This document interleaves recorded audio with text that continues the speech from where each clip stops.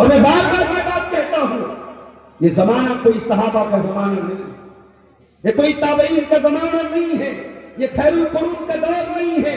ہم قیامت کے قریب کے دور سے گزر رہے ہیں، ہم فتنوں کے دور سے گزر رہے ہیں۔ قیامت قریب ہے، زنا کا بازار عام ہے، بے حیائی عام ہے، بے پردگی عام ہے، اور اس دور میں اگر آپ نے نکاح کو مشکل بنایا، زنا تیار بیٹھا ہے آپ کی نوجوان نسل کو برباد کرنے۔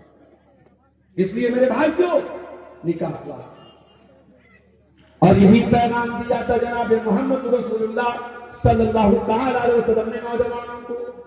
کیا فرمایا تھا آپ نے؟ یا معاشر الشباب، اے نوجوانوں، من استطاع منکم الباء، جس کے پاس شادی کی چھمتا ہو، شادی کی طاقت ہو، بیوی کو کھلانے کی طاقت ہو، بیوی کا حق ادا کرنے کی طاقت ہو، فلیتزوج، وہ نکاح کر لے، شادی کر لے، فإنہ اغض للبصر، نکاح کرے گا تبھی اس کی آنکھیں پست ہوں گی۔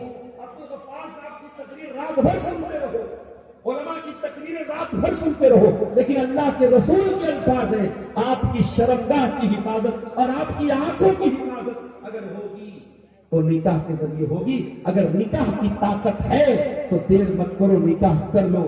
اور یہ پیغام اللہ کے نبی نے لڑکی کے گارجین کو دے دیا۔ آج سماج میں بہت ساری لڑکیاں ہیں جو اپنے باپ کی ضد کی وجہ سے، اپنی ماں کی ضد کی وجہ سے بیٹھی ہیں۔ کیا ضد ہے؟ اگر ہم کروڑ پتی ہیں تو داماد بھی کروڑ پتی ہی چاہے، اگر ہمارے پاس 2 منزلہ مکان ہے تو داماد بھی 2 منزلہ مکان والا چاہے، اگر ہم گورنمنٹ جاب والے ہیں ہمارا داماد بھی گورنمنٹ جاب والا ہونا چاہیے۔ اللہ کے پیارے نبی فرماتے ہیں، اذا خطب الیکم ممن ترضون دینہ وخلقہ، جب تمہاری لڑکیوں کے لیے اچھا رشتہ مل جائے، دیندار رشتہ مل جائے، لڑکے کا دین اچھا ہے، لڑکے کا کیریکٹر اچھا ہے، فزوجوہ، تو اور شرطیں نہ لگاؤ اور کنڈیشن نہ لگاؤ، شادی کر دو، نکاح کر دو۔ اگر تم نے ایسا نہیں کیا، تکن فتنۃ فی الارض وفساد عریض، تو زمین میں بہت سارا فساد پھیل جائے گا، فتنہ پھیل جائے گا۔ امام حسن بصری کے پاس سے آتا ہے، اس نے کہا امام صاحب میری بیٹی کے رشتے بہت آ رہے، کسورا پھٹتا رہا، میری بیٹی کے رشتے بہت آ رہے، کس کے ساتھ لڑکے کی شادی کی؟ فرمایا زوجھا التقی، اپنی لڑکی کی شادی کسی متقی انسان سے کرنا، کسی پرہیزگار انسان سے کرنا۔ ان احبها اکرمها، اگر وہ تمہاری لڑکی سے محبت کرے گا تو عزت دے گا، وان لم يحبها لم يهنها، اور اگر تمہاری بیٹی سے محبت نہیں کرے گا تب بھی ذلیل نہیں کرے گا۔ لہذا شادی کرو تو تقوی اور دینداری کی بنیاد پر کرو۔ اب آئیے ہم ذرا قرآن و حدیث کی روشنی میں جائزہ لیں، شوہر کے اوپر کیا ذمہ داری بیوی کی ہے اور بیوی کے اوپر کیا ذمہ داری شوہر کی ہے۔ پہلے ہم دونوں کی مشترکہ کی ذمہ داریوں کو آپ کے سامنے بیان۔ نکاح ہو گیا، شوہر بیوی ایک دوسرے کے رشتے میں آ گئے، اب کچھ چیزیں دونوں کی ذمہ داری ہے، شوہر کی بھی ذمہ داری ہے، بیوی کی ذمہ داری ہے۔ اس میں سب سے پہلی چیز تعاونوا علی البر والتقوی، اچھے کاموں میں ایک دوسرے کا سپورٹ کرنا ہے۔ اگر شوہر نماز کا ٹائم ہو گیا اور نماز کے لیے شوہر نہیں جا رہا ہے، بیوی بول دے جاؤ تم نماز پڑھو۔ نماز کا ٹائم ہو جائے، بیوی نماز نہ پڑھے، شوہر پوچھے تم نے نماز کیوں نہیں پڑھی، نماز کے تعلق سے دونوں ایک دوسرے کی مدد کریں گے۔ بیوی گھر سے نکل رہی ہے اور بغیر پردے کے نکل رہی ہے، بغیر نقاب کے، بغیر حجاب کے نکل رہی ہے، شوہر ٹوک دے تو نقاب کیوں نہیں پہنتی، تو پردہ کیوں نہیں کرتی۔ اسی طریقے سے شوہر سگریٹ پینے لگے، کوئی نشہ کی چیز استعمال کرنے لگے، بیوی فوراً منع کرے۔ حرام کاموں سے ایک دوسرے کو روکے اور اچھے کاموں میں ایک دوسرے کا سپورٹ۔ اس کی دلیل کیا ہے؟ آئیے میں 2-3 دلیلیں آپ کو دوں۔ اللہ کے پیارے نبی فرماتے ہیں لِيَتَّخِذْ أَحَدُكُمْ قَلْبًا شَاكِرًا وَلِسَانًا ذَاكِرًا وَزَوْجَةً مُؤْمِنَةً تُعِينُهُ عَلَىٰ أَمْرِ الْآخِرَةِ۔ اے دنیا والو، तीन चीजों को दौलत बना लो, तीन चीजों को खजाना बना लो, तीन चीजों को अपने घर में लेके आ जाओ। कल्बन शाकिरा, अपने सीने में ऐसा दिल पैदा कर लो जो अल्लाह ताला का शुक्र अदा करने वाला हो। व लिसानन ज़ाकिरा, और अपने मुंह में ऐसी जबान पैदा करो जो अल्लाह ताला का जिक्र करने वाली हो। व ज़ौजतन मोमिनतन तुईनुहु अला अम्रिल आखिरा, अब ऐसी दीनदार औरत से शादी करो, उसको बीवी बनाओ जो दीन के कामों में तुम्हारी मदद करे। ऐसी औरत कैसी होती है बना, जो दीन के कामों में आपकी मदद करे। आइए इसका भी एग्जाम्पल आपको दें।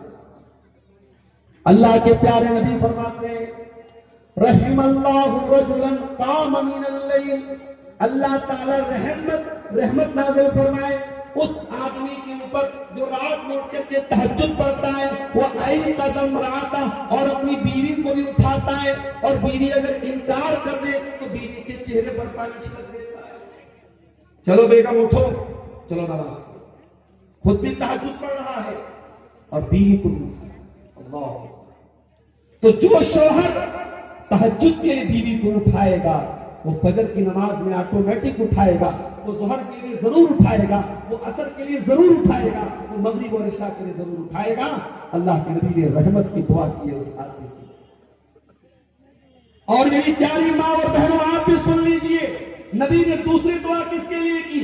फरमाया व रहिमल्लाहु इम्रातन कामत मिनल लैल, और अल्लाह ताला रहमत नाज़िल करे उस औरत के ऊपर जो रात में उठती है, तहज्जुद पढ़ती है, वह आई कदद ज़ौजहा, और अपने शौहर को भी उठाती है, प्यार और मोहब्बत से उठाती है। और शौहर अगर इनकार कर देता है, नज़हत की वजहिल माँ, शौहर के चेहरे पर पानी छिड़क देती है। चलो तुम भी तहज्जुद पढ़ लो, तुम भी अल्लाह की इबादत में मेरा सपोर्ट कर लो। तो नेकी के काम में एक दूसरे का सपोर्ट करो। दूसरा काम, शादी के बाद मियां बीवी इस रिश्ते को प्यार से निभाएं, इस रिश्ते को कोई नौकर और आका का रिश्ता न बनाए।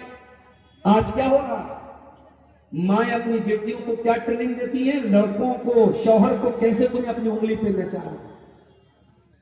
आज मां ये ट्रेनिंग दे रही है कि तुझे अपने शौहर को काबू कैसे करना है, तुझे अपनी उंगली पे नचाना। काश माओ ने यह सबक दिया होता कि तुझे अपने शौहर का दिल कैसे जीतना, तुझे अपनी सास का दिल कैसे जीतना है। और बुरा हो इन मोबाइल पर चलने वाले सीरियलों का, चाहे वो इंडियन सीरियल हो चाहे पाकिस्तानी सीरियल, इन सीरियलों ने भी हमारे घरों का बेड़ा गर्क करके रखा है। इन सीरियलों को देखकर हमारी कौम की बेटियां, हमारी बहनें आज बेहया हो रही हैं। आज सास को सिखाया जा रहा है तुझे बहू के खिलाफ कैसे चाल चलना है, बहू को सिखाया जा रहा है तुझे सास के खिलाफ कैसे तुझे प्लानिंग बनानी है, शौहर को सिखाया जा रहा है कि शादी के बाद भी तू कैसे एक्स्ट्रा मैरिटल अफेयर कर सकता है, भाभी को सिखाया जा रहा है तू देवर के साथ कैसे घर से भाग सकती है। आज समाज को दूषित करने में, समाज को बिगाड़ने में, समाज को गंदा बनाने में इन फिल्मों का, इन सीरियलों का और इन वेब सीरीज का बहुत बड़ा हाथ है। तो शौहर और बीवी एक दूसरे की जिम्मेदारियों को समझे। तीसरा काम, बच्चा जब दुनिया में आ जाए, बीवी मां बन जाए, शौहर बाप बन जाए, तो दोनों मिल करके बच्चे की तरबियत में अपना अपना रोल अदा करें। अल्लाह के प्यारे नबी सल्लल्लाहु अलैहि वसल्लम फरमाते हैं, मा मिन मौलूदिन इल्ला यूलदु अलल फित्रा, हर बच्चा इस्लाम पर पैदा होता है, उसके माँ बाप उसको यहूदी बनाते हैं, उसके माँ बाप उसको ईसाई बनाते हैं, उसके माँ बाप उसको मजूसी बनाते हैं। इसका मतलब यह हुआ बच्चे को बनाने में और बच्चे को बिगाड़ने में माँ बाप का बहुत बड़ा रोल है। अगर माँ बाप चाहेंगे बच्चा बन जाएगा और माँ बाप चाहेंगे तो बच्चा बिगड़ जाएगा। लिहाजा शौहर और बीवी दोनों मिल करके बच्चे की तरबियत में अपना अपना रोल अदा करें। अब आइए, बीवी के ऊपर क्या हुकूक है शौहर, हम एक एक करके आपके सामने बयान करेंगे। वक्त हमारे पास कम है, थोड़ी देर आप और सुकून के साथ बैठे। बड़ी अहम बात है, अहम टॉपिक है, जो हज़रात शादीशुदा है उनके लिए भी बड़ी जरूरी बात है, और जिनकी शादी नहीं हुई है वो भी सुन ले ताकि आने वाली जिंदगी में बातों का। बीवी की पहली जिम्मेदारी, शादी हो गई, शौहर की اطاعت کرنا ہے۔ بہنوں، آپ کا تقریریں سننا، آپ کا بیانات سننا، آپ کا علماء سے محبت کرنا، آپ کا جلسوں میں جانا، یہ سب آپ کے منہ پر مار دیا جائے گا اگر آپ نے اپنے شوہر کے حقوق کو ادا نہیں کیا۔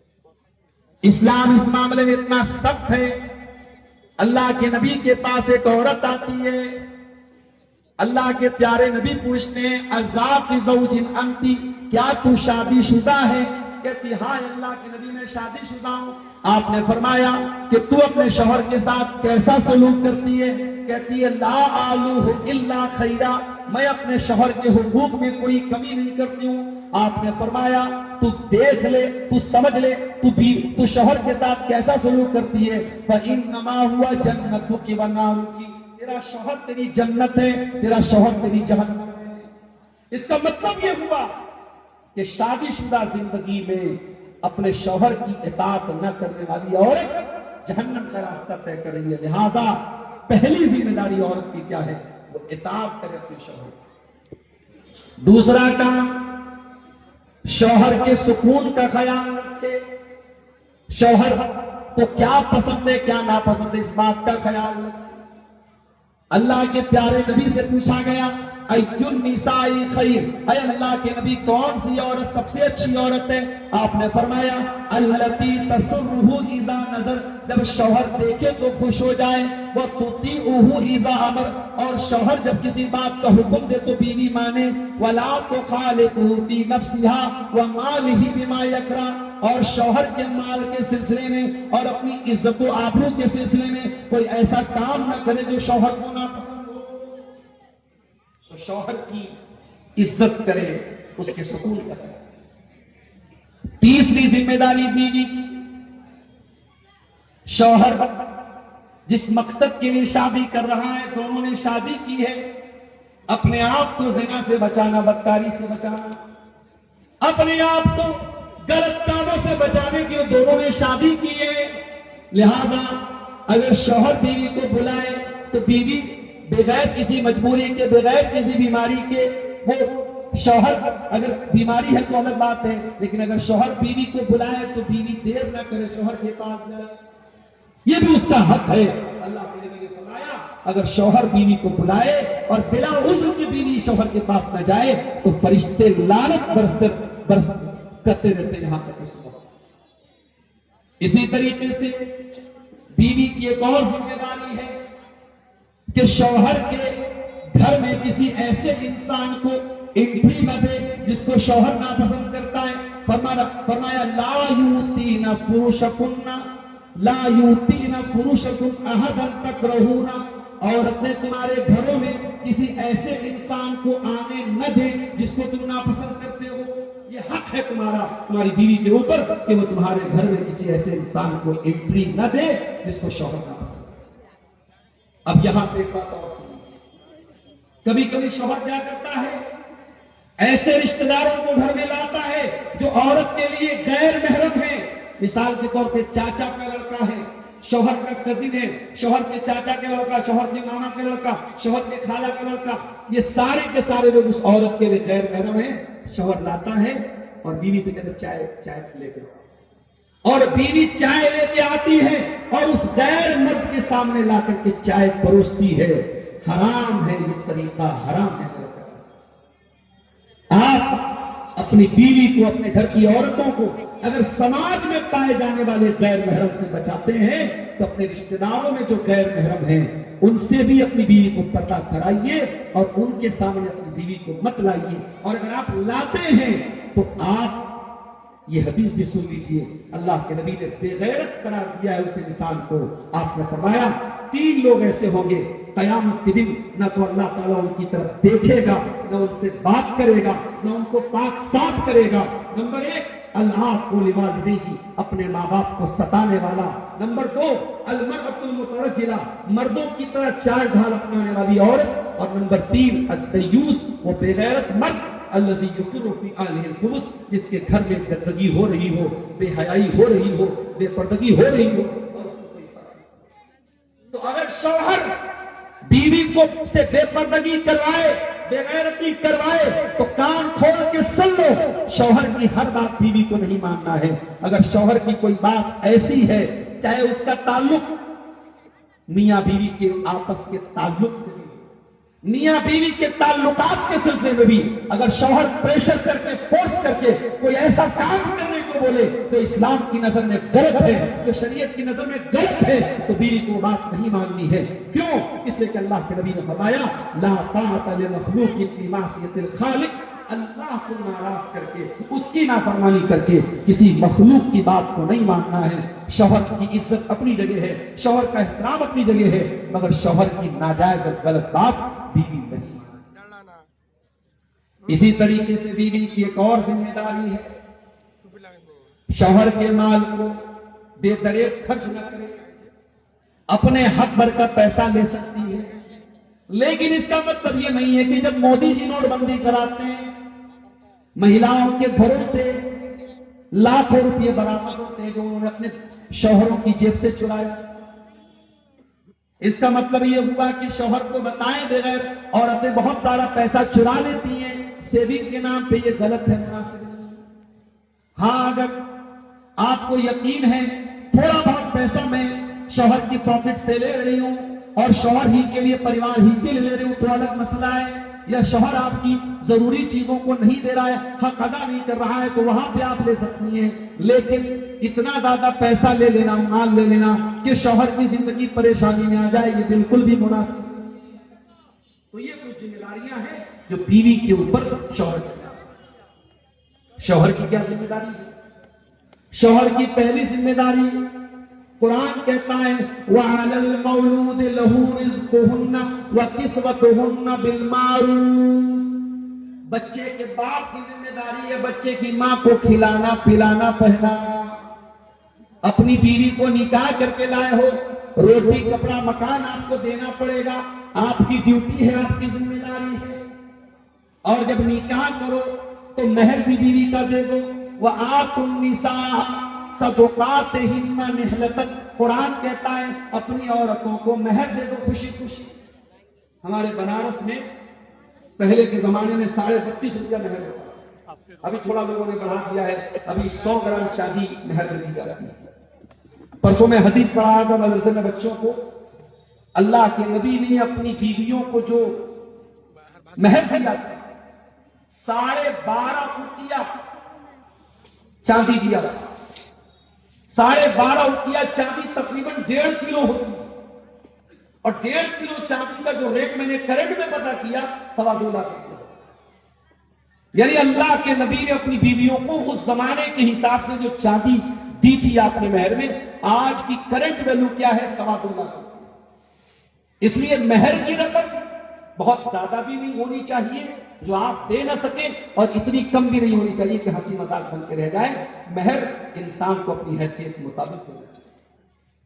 اور اگر آپ کے پاس کچھ بھی نہیں ہے تو نبی اکرم کے دور میں ایسا بھی ہوا، ایک عورت آتی ہے نبی اکرم کے ساتھ نکاح کرنے کی خواہش ظاہر کرتی ہے، اللہ کے پیارے نبی اس میں دلچسپی کا اظہار نہیں کرتے کہ مجھے شادی کی ضرورت نہیں ہے، وہ کہتی ہے کسی اور سے میری شادی کرا دیجئے۔ ایک صحابی کہتے ہیں اللہ کے نبی میں شادی کرنے کو تیار ہوں۔ آپ نے پوچھا ہے تمہارے پاس کچھ مہر میں دینے؟ اچھا، آج الٹی بات ہے، آج لڑکے والے لڑکی والوں سے پوچھتے ہیں تمہارے پاس دینے کے لیے کیا ہے۔ نبی کے دور میں لڑکے سے پوچھا جاتا تھا تمہارے پاس دینے کے لیے کیا ہے۔ صحابی نے کہا ہے اللہ کے نبی میرے پاس صرف میرا ازار ہے، میری لنگی ہے اور کچھ نہیں۔ آپ نے فرمایا جاؤ تلاش کرو، اگر لوہے کی انگوٹھی ملے تو وہی دے دینا تمہیں۔ صحابی نے تلاش کیا، تلاش کر کے آئے، کہا اللہ کے نبی لوہے کی انگوٹھی بھی نہیں ملی۔ آپ نے فرمایا اچھا یہ بتاؤ حل معک شیء من القرآن، کچھ قرآن یاد ہے کیا؟ کہا کہ ہاں اللہ کے نبی مجھے فلاں فلاں سورت ہے۔ قرآن کے حافظوں کو ہلکا سمجھنے والوں، قرآن کے علماء کو ہلکا سمجھنے والوں، سائنس کے ٹیچر کی ٹیوشن فیس 5,000، میتھ کے ٹیچر کی ٹیوشن پڑھانے والے ٹیچر کی فیس 3,000، اور قرآن پڑھانے والے مولوی کو 500 روپیہ دے کے بھی احسان جتاتا ہے، مولوی صاحب کچھ کم کر دیجیے۔ قرآن کی قیمت تو نہیں طے ہو سکتی میرے بھائی، قرآن کی کوئی ویلو تو نہیں طے ہو سکتی. اب تیری نظر میں سائنس کے ٹیچر کا مقام اونچا ہوگا. میں سائنس کے ٹیچروں کو ڈیگریڈ نہیں کر رہا ہوں، ٹھیک ہے، سماج میں ان کا بہت بڑا یوگدان ہے، میتھ کے ٹیچروں کا بہت بڑا یوگدان ہے، لیکن اللہ کی قسم قرآن پڑھنے والے کا جو مقام ہے اور قرآن پڑھانے والے کا جو مقام ہے وہ دنیا کے کسی اور ٹیچر کا نہیں ہو سکتا. اور یہ بات میں نہیں کہہ رہا ہوں، یہ بات جناب محمد رسول اللہ صلی اللہ علیہ وسلم نے فرمائی ہے. خیرکم من تعلم القرآن وعلمہ، تم میں سب سے بہترین انسان وہ ہے جو قرآن کو سیکھتا اور سکھاتا ہے. آپ نے فرمایا کیا قرآن تم کو یاد ہے؟ کہا اللہ کے نبی قرآن یاد ہے. آپ نے فرمایا زوجتکھا بما معک من القرآن، جو قرآن تجھ کو یاد ہے اسی کو میں نے مہر بنا کے تیرا نکاح کر دیا. پتہ یہ چلا کہ مہر میں علم کو بھی مہر بنایا جا سکتا ہے. اگر شوہر کے پاس کوئی ایسا علم ہے جو بیوی کے پاس نہیں ہے اور نکاح میں یہ طے ہو جائے کہ شوہر وہ علم اپنی بیوی کو دے دے گا تو یہ علم بھی مہر بن سکتا ہے. تو شوہر کا ایک بہت بڑا اس کی ذمہ داری اور بیوی کا بہت بڑا حق شوہر کے اوپر کیا ہے؟ بیوی کو اس کا مہر. تیسری چیز، بیوی کو خوش رکھے، اتنا خوش رکھے، اتنا خوش رکھے. اللہ کے نبی سے شادی ہوئی حضرت عائشہ کی، کچھ دنوں کے بعد آپ سفر پہ گئے. صحابہ سے آپ نے فرمایا تم لوگ تھوڑا آگے نکل جاؤ. صحابہ آگے نکل گئے. آپ نے فرمایا اے عائشہ چلو ہم دونوں دوڑ کا مقابلہ کرتے ہیں، ریس لگاتے ہیں، دیکھتے ہیں کون آگے بڑھتا ہے. حضرت عائشہ فرماتی ہیں میری نئی نئی شادی ہوئی تھی، وزن میرا کم تھا، دبلی پتلی تھی. جب میں دوڑنے لگی اللہ کے پیارے نبی پیچھے رہ گئے اور میں آگے نکل گئی، میں جیت گئی. میں اس ریس کے مقابلے میں آگے بڑھ گئی اور مجھے بہت ہنسی آئی. میں نے بہت مذاق بنایا اللہ کے رسول کا کہ دیکھیے میں نے تو آپ کو شکست دے دی، میں آگے نکل گئی. کچھ دنوں کے بعد جب دوسری مرتبہ ایک سفر میں اللہ کے نبی گئے اور آپ کی عادت تھی سفر پہ جانے کے پہلے آپ پرچی ڈالتے تھے، قرآن دازی کرتے تھے اور جس بیوی کا نام آتا تھا اس کو لے کے جاتے تھے. اس مرتبہ بھی حضرت عائشہ کا نام نکلا. آپ ان کو لے کے گئے اور راستے میں ایک جگہ جب آپ نے سناٹا دیکھا صحابہ سے آپ نے کہا تھوڑا آگے نکل جاؤ اور آپ نے کہا عائشہ چلو آج ہم لوگ ایک بار پھر ریس لگاتے ہیں. حضرت عائشہ کہتی ہیں اس مرتبہ جب ریس ہوئی اور ہم دونوں جب دوڑنے لگے اس مرتبہ میں تھوڑی فربا ہو گئی تھی، تھوڑی موٹی ہو گئی تھی، تھوڑی میرے بدن میں چربی آ گئی تھی. میں ویسا نہیں دوڑ پائی جیسے پہلے دوڑتی تھی. اس مرتبہ اللہ کے پیارے نبی صلی اللہ علیہ وسلم آگے نکل گئے اور میں پیچھے رہ گئی. اور جب نبی نے مجھ کو پیچھے پچھاڑ دیا، مجھ کو پیچھے کر دیا تو اللہ کے نبی ہنسنے لگے اور آپ نے ہنستے ہوئے فرمایا ہاذہ بتلک، اے عائشہ اس دن کا بدلہ آج میں نے پورا کر لیا. یہ نبی کی زندگی تھی. آپ نبی سے زیادہ سیریس نہیں ہو سکتے، نبی سے زیادہ سنجیدہ نہیں ہو سکتے. اگر اللہ کے رسول اپنی بیویوں کے ساتھ ہنسی مذاق کرتے تھے، انٹرٹینمنٹ کرتے تھے، حلال اور جائز طریقے سے آپ بھی اپنی بیویوں کے ساتھ تھوڑا انٹرٹینمنٹ کیجئے. شادی کا رشتہ یہ کوئی ایسا رشتہ نہیں ہے کہ بس ایک روٹین ہے کہ صاحب ہم گھر میں آئے اور بیوی نے ہم کو کھانا دے دیا، ہماری ضرورتیں پوری کر دی. اس رشتے کو تھوڑا منورنجک بنائیے، اس میں تھوڑا پیار اور محبت کی باتیں ہوں. آج پیار اور محبت کی جب بات آتی ہے تو لوگ حرام محبت کی بات کرتے ہیں کہ صاحب فلاں تو اپنی محبوبہ کو چاک بولتا ہے. کبھی کبھی آپ بھی اپنی بیوی کو چاک بول دیجئے. ویسے ایک دن آئے گا جب آپ کے سر کا آدھا بال چلا جائے گا تو آپ خود ہی چاک بن جائیں گے انشاءاللہ. تو آپ اس کے پہلے کہ آپ چاک بن جائیں بیوی کو کبھی کبھی محبت سے، اللہ کے نبی حضرت عائشہ کو کبھی عائش بولتے تھے، محبت بھرے جملے کبھی بول دیجئے. میرے بھائیوں گھڑی کی سوئی 12:30 بجا رہی ہے اور آخری جو میری لمٹ تھی یہاں سے نکلنے کی، کیونکہ 5 بجے تک مجھے پٹنہ پہنچنا ہے، ایک آخری بات بیان کر کے بات اپنی ختم کر رہا ہوں. میاں بیوی کے رشتے میں ایک بہت ضروری بات آج لوگ مجھ سے پوچھتے ہیں مولوی صاحب ایک سے زیادہ شادی کرنا کیسا ہے؟ مولوی صاحب دوسری شادی کرنے کا کوئی طریقہ بتائیے. ارے بھیا ایک شادی کر کے لوگوں کا حال خراب ہے، ایک ذمہ داری لوگ پوری نہیں کر پا رہے اور آپ دوسری کی چنتا کر رہے. ٹھیک ہے اسلام نے اجازت دی ہے 4 شادیوں کی، لیکن آپ اگر انصاف نہیں کر سکتے ہیں اور آپ آج حیدرآباد وغیرہ کے علاقوں میں میرے پاس کئی ایسے کیس موجود ہیں، شوہر سعودی میں رہتا ہے، 10 سال بیوی سے دور رہا، بیوی بیچاری شوہر کی محبت میں اپنے بچوں کو پالتی رہی शोहर परदेश में रहा, बीवी कुर्बानी देती रही। और जब बीवी थोड़ी उम्र दराज हो गई, 40 साल की हो गई, शोहर वहां 50 साल का हो गया, शोहर ने कुंवारी लड़की से, कम उम्र लड़की से शादी कर ली और उसको लेकर के रहने लगा। और 40 साल वाली बेचारी घर में अकेली रहती है। अल्लाह की कसम, ये इस्लाम नहीं है मेरे प्यारे साथियों, ये जुल्म है, ये ज्यादती है।